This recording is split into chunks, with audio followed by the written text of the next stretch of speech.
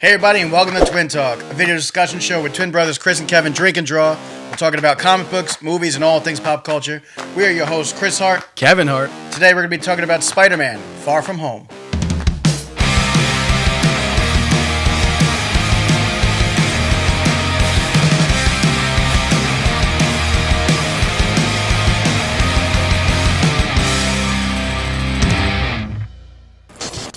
Stick around to the end of the episode to see how our drawing of Mysterio came out. If you like what you see, subscribe to the channel for more content. Spider-Man Far From Home is the sequel to Spider-Man Homecoming. It came out in 2019. It stars I almost said Hiddleston. Another British dude named Tom. Yeah, it stars Tom Holland, Zendaya, Jon Favreau, and Jake Gyllenhaal. This movie continues a lot of the same thing with MCU heavy.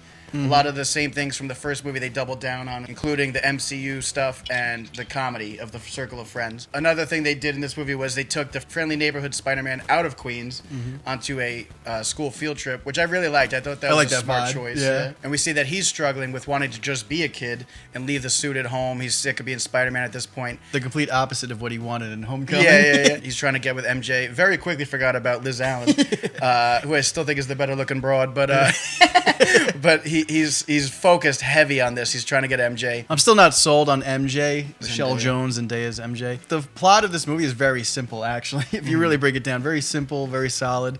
I don't like it as much as Homecoming. No. It's definitely fun. It's a little bit ambitious, especially with Mysterio. The fact that we got Mysterio live action is incredible. It's a good movie. It's just, I think that Homecoming is the solid. It's superior. The superior one, yeah. This movie is fun. I love the teachers too. That are on the field trip with them. Those guys are hilarious. JB Smoove and and incredible. Martin Starr. Those guys are funny as hell. The pros are definitely Mysterio. The fact we got Jake Gyllenhaal and Mysterio is incredible. The way they did him, especially in the MCU, was cool.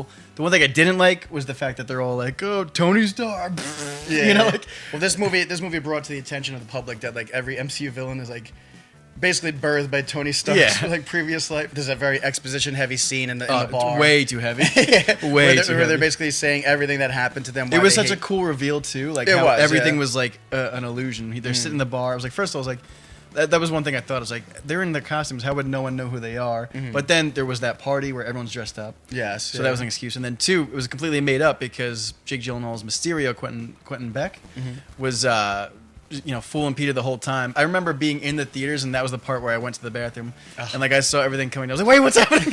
I was like, "God!" I was like, "Of course I missed the reveal because he was made up to be like a good guy." Yeah, like Uncle Mysterio. They tried hearing. I can't speak. They tried to hero up Mysterio in this film. And obviously, if you're a Spider-Man comic fan or cartoon lover, you know that he's the villain. And you're just waiting for that pin to drop. And just it's like a time bomb. Like, okay, when's it going to turn? And he reveals that he's the villain of this film. Obviously, it happens eventually and inevitably. I can't speak. God bless red wine. Red wine. Guy's gonna be taking a nap in 2 minutes. And I did like too, even with Mysterio, they kind of showcased. It was clearly like a Sandman ripoff. That's one thing. They had elementals. It was Hydra Man. I like this. I like the things like the same as Homecoming. They like drop the seeds of like Shocker, Scorpion. And then this movie, they do the elementals. It's like Hydra Man, Sandman, and Molten Man. The thing I don't like about this movie is the climax. It's not as good as the first movie. I actually really like the climax of this movie is what makes the movie for me. The whole London Bridge drone fiasco with Mysterio is really cool. I think the difference between Homecoming was that the kids were involved. So that kind of like deterred the climax a little bit for me. I mean, I get that they were involved. MJ figures out that Peter Parker is Spider-Man. Yeah. So it was just like too much back and forth, and I wanted to see more of focus on Spider-Man. And I guess it was just like too central. It was on the London Bridge, which is a cool set piece, don't get me wrong. But I just feel like it was all just like right there, which I guess was cool because it was like Mysterio's grand climax. He wanted everyone to see that big event, and he was doing all these like major locations, so that was kind of cool. The whole drone thing I thought was a very cool modern take of Mysterio. Very smart. Yeah. Very cool adaptation of it.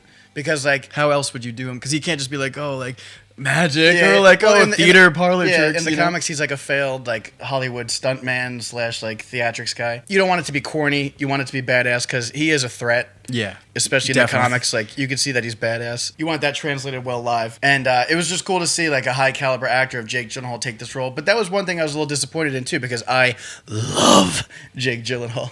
I love him, and not just his hair, but his nipple. My coworker. Oh man, that drink almost didn't go down. My coworker like roast me all the time because I'm a huge Jake Gyllenhaal fan. He was always like, "Oh, you're a fanboy." But when I heard Jake Gyllenhaal was cast in this role, I thought he was going to be like Oscar worthy, like almost like Heath Ledger's Joker in Batman. He's that good of an actor. I wanted him to bring more. Instead, we get more of an MCU villain, and as much as he more or less plays himself in this movie. Right. It's just Jake Gyllenhaal dressed as Mysterio, and I was like, I wanted to see more like chops from him in this movie. Right. Yeah. I think it's funny too. Like once the reveal happens, he becomes like total diva. He's like, I can literally be shaking hands with the queen in 10 minutes. And he's just like, I need why is my suit? Like it's just like completely his team, which was so funny that they were like all Mysterio. That was kind of cool. It was a cool take. By far, the best scene of this movie is the illusion when they get those like visuals. Oh, incredible! Like yeah, when the artists of this movie get to go off, we get like the Iron Man zombie, the snow globe, New York, and it becomes Mysterio's head. All of that was gorgeous. And then like the multiple Mysterios around him and stuff. The spider's really eyes become like the multiple. Yeah, it was and sick, that's stuff. how like honestly like Mysterio. I've never done acid, but I assume fighting Mysterio would be like an LSD trip or something, and you just have no idea what you're just staring at your hand, praying to God that like a villain's not going to come decapitate you. So seeing that how trippy it was in theaters was really cool. My wife had even made the connection. She was like, "Oh, Mysterio's kind of like Scarecrow, Batman's villain." I was like, "Kind of, yeah." I was like, "Because you don't know what to believe." It really hit me when they're at the tulip field with Happy Hogan, John Favreau, and he lands. He's like, "Happy, is that you?" And he's like freaked out because he doesn't know what's real. I was like, that was really cool how they did that, and the fact that almost Mysterio, like traumatic, Mysterio faked, Nick Fury's death and everything. I was like, man, like he says in the movie, they'll see what I want them to see. Incredible line. It was really like, what do you believe, after that. So that was really cool that Spider-Man had to face this threat. Huge threat, by the way, with all these drones. I was like, how's he going to defeat this guy? But then also, I thought it was an interesting take to use the Peter Tingle. I hate it. Hate it. He had to rely on the Peter Tingle. Yeah, they said it so many times. But obviously, it's Spider Sense coming together. Convenient to the story that now he has Spider Sense. Right. As opposed to Homecoming. A lot of people left the theater being like, wouldn't his Spider Sense have alerted him to Ned being in his bedroom? And his identity and all these different things happening. So I guess it's like he's coming to it. Yeah, or Aunt May being behind him and like, what the? So he gets the Peter Tingle in this. They definitely ride that joke for all it's worth. Oh my God. Too long. They bury that joke in the ground 6 feet under by the time the film ends. I was uncomfortable hearing it. The one thing I will say, I hate the way Spider-Man looks in the beginning of this movie. When Spider-Man's like, "Hey everybody, thanks for," like that's funny. But when he goes back behind the curtains in his like nanobot tech suit, like unveils his face, it doesn't look good, and it's not going to age well CGI wise unless they remaster this thing like every 10 years. Right. That's gonna age pretty bad. I agree, because they take his mask off way too many times as Spider-Man in the entire franchise. I get it. Hollywood, they want the face of the franchise in the movie. Of course, yeah. But it's like, we get it. He's Tom Holland. Everybody knows that. It's like, but we're here to see Spider-Man. Kind of on that note, I know like the whole merchandising, toy, and all that stuff. What'd you think about the Night Monkey suit? I kind of liked it. I liked Night Monkey suit.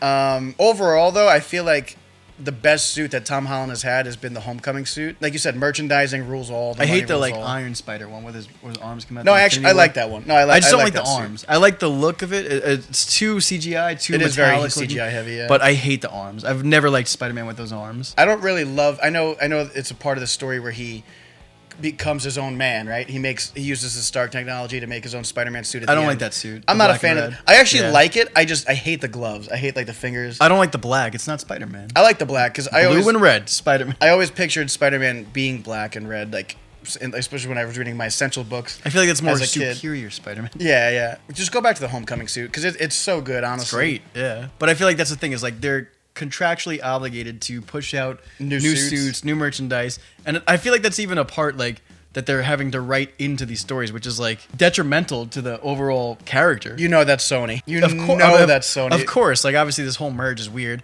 between Sony and Marvel Studios, but it's like, okay, like I feel like the writers are having a hard time because they have to figure out, okay, like we have to go on this European vacation. Oh, Spider-Man can't be in New York. They'll recognize it's him here.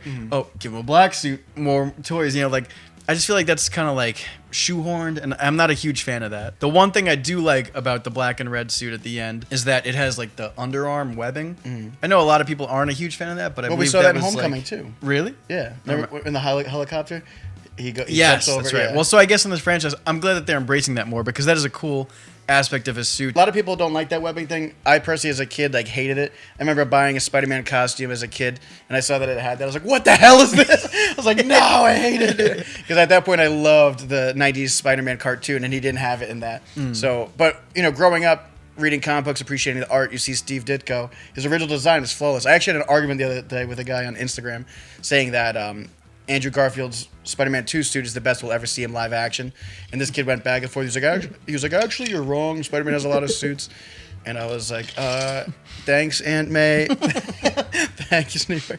No, but I was just like, dude, I was like, yeah, he has a bunch of new suits, but they always come back to the classic, Steve Ditko's original design, because nothing beats it.